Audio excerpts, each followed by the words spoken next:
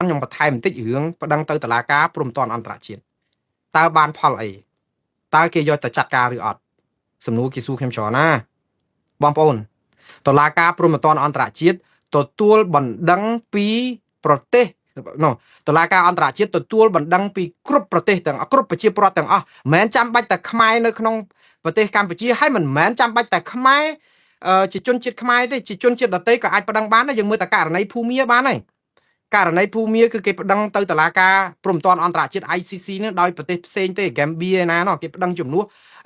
ជនភៀសខ្លួនរ៉ូហិញ៉ាហ្នឹងមិនមែនរ៉ូហិញ៉ាខ្លួនឯងផងមិនមែនជនជាតិភូមាផងគឺគេប្តឹងបានដោយសារអីតុលាការអន្តរជាតិនេះគឺមានយុត្តាធិការលើដែនសមត្ថកិច្ចមានដែនសមត្ថកិច្ចដែនអំណាចក្នុងការជំនុំជម្រះក្តីលើប្រទេសលើទឹកដីដែលជាសមាជិករបស់តុលាការនេះហើយកម្ពុជាគឺជាសមាជិករបស់តុលាការព្រំប្រទានអន្តរជាតិ ICC ហើយយន្តការប្តឹងគឺប្តឹងជាបុគ្គលក៏បានក្រុមហ៊ុនក៏បានរោងចក្រក៏បានសហគ្រាសក៏បានរដ្ឋាភិបាលក៏បានស្អីក៏បានដែរប្តឹងទៅហើយខ្ញុំនិយាយថាប្តឹងបានតើគេយកទៅចាត់ការយ៉ាងម៉េចហើយបានប្រយោជន៍អីគេដាក់ទៅគេមើលលោកមុនពេជ្រធ្លាប់ដាក់ហើយរដ្ឋាភិបាលក្រៅប្រទេសដាក់ហើយឥឡូវគណៈបកកម្លាំងជាតិដាក់ទៀតដូច្នេះតឡាការនេះចាប់ផ្ដើមកាន់តែឃើញសំណុំរឿងច្រើនទៅគឺធ្វើឲ្យគេចាប់ផ្ដើមគិតមើលថាមានហេតុផលមានអីរបស់គេហេតុអីបានជារឿងនឹងចិត្តតែកើតឡើងមកចឹងរហូតដូច្នេះចិត្តតែដាស់ព្រោះតឡាការនេះគឺមានសំណុំរឿងច្រើនតែយើងដាក់ទៅច្រើនទៅជន់ទៅអារឿងក្រោយនោះវាឡើងទៅលើទៅគេចាប់ផ្ដើមយកមកមើលហើយផលអីគេបើតឡាការនេះផ្ដន់ទាទោសថៃឲ្យទទួលទោសពីបទឧក្រិដ្ឋកម្មសង្គ្រាមនិងឧក្រិដ្ឋកម្មប្រឆាំងមនុស្សជាតិក្នុងការដែលត្រៀនទន្ទ្រានឈ្លានពានដែនអធិបតេយ្យកម្ពុជាដោយខុសច្បាប់ផ្ទុយនឹងធម្មនុញ្ញអង្គការសហប្រជាជាតិផ្ទុយនឹងធម្មនុញ្ញអាស៊ានផ្ទុយនឹងច្បាប់ពិភពលោកឡើងនឹងឡាក់កម្ពុជាមានដងដាវដ៏ធំមួយនៅក្នុងការដែលមិនអាចស្ទាក់ស្ទើរក្នុងការប្តឹងទៅតុលាការយុត្តិធម៌អន្តរជាតិទេព្រោះបើតុលាការព្រំប្រទានអន្តរជាតិរកឃើញថាថៃប្រព្រឹត្តខុសត្រូវទទួលទោសត្រូវសងសំណងកម្ពុជាត្រូវដកទ័ពចេញឲ្យអស់ពីទឹកដីទាំង62កន្លែងព្រោះអីវាជាអំពើឧក្រិដ្ឋខុសច្បាប់អញ្ចឹងត្រូវវិលទៅរកស្ថានភាពដើមវិញអញ្ចឹងបងប្អូនសួរថាហើយចោះកិច្ចព្រមព្រៀងដែលថាណានៅហ្នឹងអានឹងឆាចោលហើយព្រោះកិច្ចព្រមព្រៀងអាណានៅហ្នឹងហ្នឹងគឺវាអត់អាចលើសលប់អានុភាពនៃលក្ខន្តិកៈក្រុងរ៉ូមឬតុលាការ ICJ ដែលតុលាការព្រំប្រទានអន្តរជាតិដែលនៅពីលើហ្នឹងទេព្រោះបើគេរកឃើញថាអ្នកឯងមកហ្នឹងគឺមកខុសច្បាប់តាកម្ពុជាគេចុះហត្ថលេខាឲ្យយើងមែនក៏ប៉ុន្តែធ្វើម៉េចបើគ្នាវាទុនខ្សោយគ្នាសុំតែមករស់កុំឲ្យស្លាប់កូនស្លាប់ចៅស្លាប់ទាហានទៀតអញ្ចឹងតុលាការនេះអាចនិយាយថាគ្នាអង្វរអ្នកឯងសុកចិត្តលើកតុងសហ្នឹងគឺចុះចាញ់ដើម្បីឲ្យរស់ព្រោះធ្វើម៉េចបើគ្នាមិនដល់កម្លាំងតែអ្នកឯងប៉ុន្តែអ្នកឯងឈ្លានពានគេអ្នកឯងសម្លាប់ប្រជាពលរដ្ឋគេអ្នកឯងសម្លាប់ទាហានគេអ្នកឯងទម្លាក់គ្រាប់ជ្រៅចូល90គីឡូម៉ែត្រដល់ដីរបស់គេដូច្នេះអ្នកឯងប្រព្រឹត្តអំពើជនភៀសខ្លួនក្តៅកាហាយមករាប់សែនអ្នកនេះគឺជាបទឧក្រិដ្ឋប្រឆាំងមនុស្សជាតិបទឧក្រិដ្ឋកម្មសង្គ្រាមអញ្ចឹងអ្នកឯងត្រូវតែទទួលកំហុសចំពោះទង្វើខុសឆ្គងអញ្ចឹងបើសិនជាតុលាការរកឃើញថាអ្នកឯងខុសគឺអ្នកឯងត្រូវតែដកទ័ពចេញទៅវិញអាកិច្ចចរចានៅហ្នឹងចាត់ទុកជាមោឃៈព្រោះអាមោឃៈហ្នឹងគឺបដោះអាសន្នដើម្បីឲ្យរួចខ្លួនឲ្យកុំឲ្យគេសម្លាប់យើងទៀតតា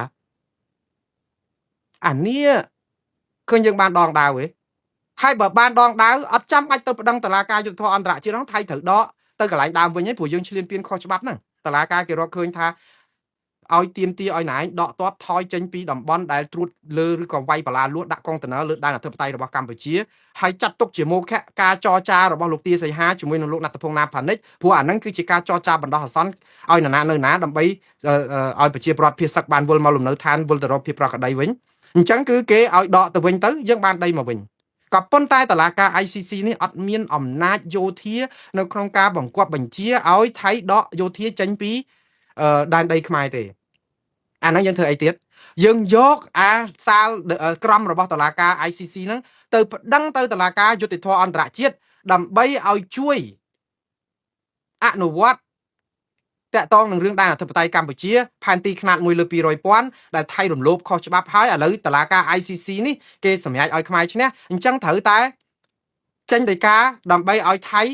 ដកអាទាហានថៃហ្នឹងចេញពីដីខ្មែរអស់មកតង់ទៀតតឡាការយុទ្ធធរអន្តរជាតិក៏អត់មានដែនសមត្ថកិច្ចអីចាប់បង្គាប់បង្ខំថៃក៏ប៉ុន្តែបងប្អូននៅពេលដែលអន្តរជាតិគេចាប់ផ្ដើមតឡាការអន្តរជាតិគេថ្កោលទោសថៃគេផ្ដន់ទាទោសថៃទៅហើយ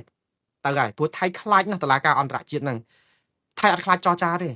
ថៃចរចាជាមួយខ្មែរគឺថៃស៊ីផុយចាស់ហេតុអីបានខ្មែរចង់ចរចាជាមួយថៃនៅពេលដែលយើងដឹងថាយើងឈ្នះថៃនៅពេលដែលប្រឹងថៃទៅតុលាការព្រំប្រទានអន្តរជាតិនេះសំណួរបងប្អូនសួរខ្ញុំដែរហេតុអីបានយើងអត់ប្តឹងគេ គឺដោយសារតែកម្ពុជាកំពុងតែទិញពេលវេលាសម្រាប់បោះឆ្នោត2027និង2028បើកម្ពុជាប្តឹងខ្មែរប្តឹងថៃទៅតុលាការយុត្តិធម៌អន្តរជាតិនិងព្រំប្រទានអន្តរជាតិនីតិវិធីតុលាការនេះត្រូវការពេល3ឆ្នាំទៅ5ឆ្នាំអញ្ចឹងវាហួសការបោះឆ្នោតបាត់ទៅហើយអញ្ចឹងដីអត់បានមកដុំសោះណាបងប្អូនដីនឹងនឹងបានមកវិញទាំងអស់ក៏ពិតមែនហើយនៅពេលដែលយើងប្តឹងទៅតុលាការអន្តរជាតិក៏ប៉ុន្តែបើប្តឹងឥឡូវគឺដីនឹងអត់បានសោះសំបីតែមួយជំរាកក្នុងពេលដែលតុលាការកំពុងតែដោះស្រាយរឿងក្តីគឺអ្នកណានៅនឹងចឹងរហូតហើយព្រោះអត់មាននៅលូកលាន់ព្រោះមានបាត់ជុបបាញ់ហើយដូច្នេះកម្ពុជាអត់បានដីមកវិញសំបីតែមួយជំរាកតើឲ្យមេដឹកនាំខ្មែរទៅប្រាប់បងប្អូននៅភូមិរងចាំនឹងឲ្យរងចាំដល់ពេលណាបោះឆ្នោតគុំសង្កាត់ចិត្តដល់ហើយអត់ទាន់បានដីមកវិញមកដុំហើយយើងធ្វើមិនទៅចឹងហ៎បោះឆ្នោតជាតិឆ្នាំ2028មកដល់អត់ទាន់បានដីខ្មែរមកវិញមកដុំផងកម្ពុជាសប្ងៃចង់បានយ៉ាងហោចណាស់ក៏មួយដុំដែរឬក៏យ៉ាងហោចណាស់ក៏គេរើបលាលួសហ្នឹងថយទៅក្រោយបាន5ម៉ែត្រក៏យកដែររើកុងតឺន័រហ្នឹងទៅក្រោយបន្តិចដកចេញតែ3 4កុងតឺន័រក៏យកសិនដែរកម្ពុជាចង់បានអញ្ចឹងដើម្បីអីស្អំចិត្តឲ្យប្រជាពលរដ្ឋជឿថារដ្ឋាភិបាលគឺសម្រេចបានឈ្នះមកបដាហើយរងចាំទៀតទៅអត់អីទេដើម្បីឲ្យបោះឆ្នោតឲ្យគណៈបកប្រជាជនកម្ពុជាកាន់អំណាចតទៅទៀតព្រោះអីលួងចិត្តប្រជាពលរដ្ឋទិញពេលវេលាតែការពិតអត់បានផលទេព្រោះថៃដឹងរឿងហ្នឹងហើយថៃក៏ចង់ធ្វើបាបគណៈបកប្រជាជនកម្ពុជាដែរដើម្បីឲ្យដៃទៅគណៈបកប្រឆាំងឲ្យខ្មែរយើងឆ្លោះគ្នាថៃធ្វើបាបកម្ពុជាគឺធ្វើបាបគណៈបកប្រជាជនកម្ពុជាឲ្យខ្មែរយើងឆ្លោះគ្នាឲ្យបានកាន់តែយូរកាន់តែខ្សោយឡាយតែរវល់ឆ្លោះគ្នាគឺអត់អាចដោះស្រាយរឿងតុលាការព្រំប្រទានអន្តរជាតិនិងយុត្តិធម៌អន្តរជាតិទេអញ្ចឹងថៃដើម្បីឲ្យខ្មែរឆ្លោះគ្នាគឺទី1ឈប់ចរចាឃើញបាត់ផ្លូវចរចាហើយថៃរកល្បិចនេះយូរហើយហេតុអីបានតេទៅលុប MOU 2001ដែនសមុទ្រចោលហេតុអីបានថៃតេរឿងព្រំដែនគោកណាអត់ទាន់ដោះស្រាយទៅលុបរឿង UNCLOS ណែទៅលុបរឿង MOU 2001រឿងដែនសមុទ្រត្រួតស៊ីគ្នានោះវិញអត់មានរឿងទាន់មានរឿងសោះរឿងនោះវាមាន25ឆ្នាំចេះនៅចឹងទៅអត់បានទៅមុខទៅក្រោយកើតទេនៅតែចឹងតែហេតុអីបានមកលុបចោលពេលហ្នឹងគឺដោយសារថៃដឹងច្បាស់ថាបើថៃលុបអនុសារណៈនៃការយោគយល់គ្នាឆ្នាំ2001នឹងចោលកម្ពុជាលោតជើង3ជើង4ហើយច្បាស់ជាយកយន្តការអង្គការសហប្រជាជាតិដើម្បីប្តឹងថៃឲ្យផ្សះផ្សាដោយបង្ខំហើយព្រោះយន្តការអ៊ុនក្លូសហ្នឹងគឺមានយន្តការផ្សះផ្សាដោយបង្ខំហើយកម្ពុជាដាច់ខាត់ចូលសងថៃហើយព្រោះអីយើងចង់ស្អំចិត្តប្រជាពលរដ្ឋមកខាងទៀតថាណាអារឿងដីគុកទុកម្ដុំអារឿងសមុទ្រណាគឺខ្ញុំមិនអោយថៃធ្វើអីផ្ដេសផ្ដាសខ្ញុំហ៊ានឡើងទៅតុលាហ៊ានឡើងទៅដល់ណានៃប្តឹងដើម្បីឲ្យខ្មែរយើងស្អំចិត្តមួយទៀតឃើញទេកុំថាខ្មែរអត់ហ៊ានប្តឹងឃើញយន្តការអន្តរជាតិត្រឹមកម្រិតអង្គការសហប្រជាជាតិផ្សះផ្សាដោយបង្ខំក៏យើងដាក់ទៅដែរឃើញទៅអត់ទាន់មានរឿងអីសោះគឺយើងហ៊ានលោតទៅដល់អង្គការសហប្រជាជាតិឬក៏យន្តការចាប់បង្ខំនឹងភ្លាមផ្សះផ្សានឹងដើម្បីអីដើម្បីប្រាប់ប្រជាពលរដ្ឋថាខ្មែរអត់មានបដៈអីអត់ខ្លាចថៃរឿងប្តឹងទៅតុលាការអន្តរជាតិចង់និយាយចឹងទៅអត់ប្តឹងទេទៅយកយន្តការចូលសងថៃនៅពេលដែលយើងលោតទៅដល់អង្គការសហប្រជាជាតិឬក៏យកយន្តការផ្សះផ្សាដោយបង្ខំដែលមានភាគីដែលអត់មានព្រមព្រៀងគ្នាតើតែចាប់បង្ខំពេលតែចាប់បង្ខំហ្នឹងគឺបានន័យថានិយាយគ្នាឡើងត្រូវហើយតើតែបង្ខំអញ្ចឹងបានន័យថាការចរចាហ្នឹងគឺបិទផ្លូវពេលដែលយើងលោតឡើងដល់អង្គការសហប្រជាជាតិឬក៏យន្តការដោយបង្ខំថៃយកលេសភ្លាមអនុទិនច័ន្ទវរៈគុលប្រាប់ឲ្យថាបើឥឡូវជ្រុលតែកម្ពុជាឡើងទៅអង្គការសហជីវជាតិឬក៏យន្តការដោយផ្សះផ្សាដោយបង្ខំអញ្ចឹងព្រំដែនកម្ពុជាថៃមិនបាច់ចរចាតែម្ដងឃើញទេព្រួញមួយបាញ់បានសัตว์ពីរព្រួញរបស់ថៃទី1គឺបាញ់ឲ្យគណៈបកប្រជាជនកម្ពុជា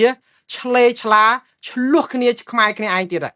យើងចាប់ដើមរករឿងគ្នាទៀតហេតុអីបានរឿងព្រំដែនគោកអត់ព្រមប្តឹងទៅតុលាការអន្តរជាតិឥឡូវមករកព្រំដែនទឹកដើម្បីពវៀងដានចាប់ដើមឆ្លោះហើយដល់ពេលគេនិយាយចឹងចាប់ដើមទៅរករឿងក្រុមប្រឆាំងក្រុមរាវឆានក្រុមបំផ្លាញក្រុមក្បត់ជាតិក្រុមអីចឹងចង់ហែកគ្នាទៀតហើយក្នុងពេលហ្នឹងព្រួញទី2គឺថៃធ្វើឲ្យបិទច្រកចរចាទ្វេភាគីចំណេញថៃលុបគេថាអត់មានផែនទីខ្នាតលើ200,000ណាមួយលើ50,000អញ្ចឹងថៃនៅតែកាន់ដែនដីហ្នឹងយូរឲ្យដង្ហើមផលិតទឹករបស់គណៈបកប្រជាជនកម្ពុជាអ្នកណាលឹបបានយូរជាងអ្នកដែលស្ដាច់ដង្ហើមស្លាប់មុនគេគឺកម្ពុជាហើយខ្ញុំនិយាយនេះគឺចោតខ្ញុំថាក្បត់ជាតិក៏ចោតចោះប៉ុន្តែថៃគេលេងល្បិចឲ្យយើងផលិតទឹកឲ្យដាច់ដង្ហើមមុនថៃព្រោះអីយើងមានសង្ឃឹមអីពេលដែលយើងផលិតទឹកថៃគឺគេនៅតែមានសេដ្ឋកិច្ចគេនៅតែដើរគេបាត់ព្រំដែនមែនក៏ប៉ុន្តែសេដ្ឋកិច្ចគេនៅជុំវិញពិភពលោកហ្នឹងខ្មែរយើងបាត់ព្រំដែនមែនគឺយើងបរិយាកាតែផលិតផលថៃប៉ុន្តែផលិតផលវៀតណាមចិនយួនវៀតណាមចិនឬក៏ម៉ាឡេឬសិង្ហបុរីអីហូរចូលដោយទឹកបាក់ទំនប់ដដែលអញ្ចឹងយើងនិយាយទៅគឺថៃគេនៅមានទីផ្សារគេនៅថៃក៏នៅតែនាំចូលទំនិញតាមផ្លូវទឹកនិងផ្លូវអាកាសនៅ 60% ដដែលថៃបាត់តែ 40% ហ្នឹងទំនិញផ្លូវគោកបាត់តែ 40% ទេ តំណែងផ្លូវទឹកផ្លូវអីថៃនាំមកនៅបាន 60% ដើមឆ្នាំហ្នឹងនៅ $1000 លានដដែលតើថៃខាត់អីគេឲ្យប្រកាសបងប្អូនថៃអត់មានខាត់អីច្រើនទេព្រោះនៅទំហំពាណិជ្ជកម្មនៅបានអស់ខាត់តែ 40% បានដី62កន្លែងខាត់ 40% ថៃខ្លាចហីហើយឥឡូវនេះមកបិទច្រកចរចាទៀតគឺបិទដង្ហើមខ្មែរហ្នឹងគណៈបកប្រជាជនកម្ពុជាសង្ឃឹមតែមួយគត់ដើម្បីស្អំចិត្តប្រជាពលរដ្ឋខ្មែរឲ្យជឿថារងចាំតិចទៀតសិនទៅអាចបានម្ដុំពីរសិនហើយបដាទៀតទៅគឺចរចាព្រោះចរចាវាលឿនជាងទៅតុលាការនេះឯងហើយដែលរឿងដែលយើងមិនព្រមប្តឹងដើម្បីស្អំចិត្តប្រជាពលរដ្ឋតែប៉ុន្តែឥឡូវចូលសងថៃគេដឹងថាអូកម្ពុជាចង់យកលេសចរចាហ្នឹងបិទអាផ្លូវចរចាព្រោះតែបិទអា MOU 2001កម្ពុជាផុតផ្លូវចរចាឡើងទៅអង្គការសហជាតិឡើងអីអញ្ចឹងអាព្រំដែនខ្មែរផ្លូវគោកក៏បិទកាំងស្ញាញ់ហើយចាំមកនីតិវិធីផ្សះផ្សាអ៊ុន close នេះ2ឆ្នាំបងប្អូនមើលតែរឿង East Timor ហើយនិងអូស្ត្រាលីទៅត្រូវការពេល2ឆ្នាំចិត្តផុតបោះឆ្នោតនេះទៀតបោះឆ្នោតគុំសង្កាត់ក៏ផុតបោះឆ្នោតជាតិក៏ផុតទន្សាយក៏រួចត្រីរស់ក៏រួចតិចទៀតគណៈបកប្រជាជនកម្ពុជាទន្សាយក៏រួចត្រីរស់ក៏រួចព្រោះអីផុតហើយផុតហើយនៅពេលដែលគណៈកម្មការស្អីគេ2ហើយមានប្រធានមួយនៃការផ្សះផ្សាដោយបង្ខំនេះគេសម្របសម្រួលគេជជែកហើយតែដែលនឹងបវលមកអត់មានស្អីណាទៅដាក់សម្ពាធដាក់អីឲ្យថៃខ្មែរចរចាសម្រុះសម្រួលគ្នាមួយឆ្នាំ2ឆ្នាំទៀតផុតដដែលអញ្ចឹងបានថាបើយើងប្តឹងទៅថៃហ្មងក៏ល្អដែរកុំឲ្យពិបាកពេកព្រោះអីចាំទៅវាអូសយូរដូចនេះក៏ប៉ុន្តែនយោបាយកម្ពុជាគឺជានយោបាយស្អំចិត្តឲ្យប្រជាពលរដ្ឋរងចាំសិនទៅបន្តិចទៀតមានសង្ឃឹមឲ្យបចរចាបានតែវាស់ចុះវាស់ឡើងវាមិនលែងអីចូលនេះតិចនោះតិចព្រោះថៃដាក់មកប្រាំដីខ្មែរទាំងអស់តាដូច្នេះថៃទៅឲ្យយកបាន62កន្លែងឲ្យ2សិនមកប៉ុណ្ណឹងយើងគិតថាយើងបានឲ្យតែបានខ្មែរយើងឲ្យតែបានអាបោះយើងទាំងអស់ក៏ដោយឲ្យតែបានគឺទូងស្គរធ្លុះស្គរទៅទៀតអានឹងហើយជាការទិញពេលវេលាតែខុសទេបងប្អូនរឿងចរចាសុំបានខ្លះអត់ខុសទេខ្ញុំមិនគិតថារដ្ឋាភិបាលកម្ពុជាសុំចរចាជាមួយថៃនឹងវាខុសទេវាអត់ខុសទេធ្វើនឹងត្រូវគ្រាន់តែថាជានយោបាយប្រជាពិធស្អំចិត្តប្រជាពលរដ្ឋអារបស់ដែលទៅយកមកម្ដងដូចថាត្រីមកបឹងហ្នឹងយើងចង់យកអាស្អីគេឈ្នៀងឬក៏អីមកជោគយកម្ដងមកសឹងណាមកចង់និយាយមកធ្លុកហ្នឹងជោគមកយកមកកន្លះកាឆេមកយើងអត់ទេយើងយកសទូចទៅបតក់មួយចឹងទៅធ្វើដូចរបៀបដូចថាបានជាប្រចាំអីចឹងដូចអារឿងប្រមូលពុនដានៅស្រុកខ្មែរចឹងអាពុនដាត្រូវប្រមូលបានម្ដង10,000លានដឹងអីមួយឆ្នាំមកបាន2000លានលើសផែនការឆ្នាំក្រោយបាន2500លានលើសផែនការឆ្នាំក្រោយទៀតបាន3000លានលើសផែនការលើសរហូតតែអាប្រមូលគ្រប់វាត្រូវ10,000លានតាំងពីឆ្នាំទី1ដំបូងមកតែអញ្ចឹងនៅតែលើសយល់ពីផែនការហ្នឹងលើសរហូតតែលុយនឹងនៅណាទេអស់លីងចពាក់គេរុំសួតរបាន6ចាយ10អញ្ចឹងឥឡូវម្ដងទៀតរឿងយើងបែកបាក់គឺរឿងអញ្ចឹងណាបងប្អូនគឺយើងមានចេតនាកេងចំណេញនយោបាយហើយឥឡូវដល់ពេលកេងចំណេញនយោបាយកំចាយក្រុមប្រឆាំងនេះលៀបពណ៌ដាក់គ្នាទៅធ្វើឲ្យចាប់ដើមឆ្លោះគ្នាទៀតទោះបីជាមិនសមហេតុសមផលក៏មេដឹកនាំខ្មែរលេបចូលដែរ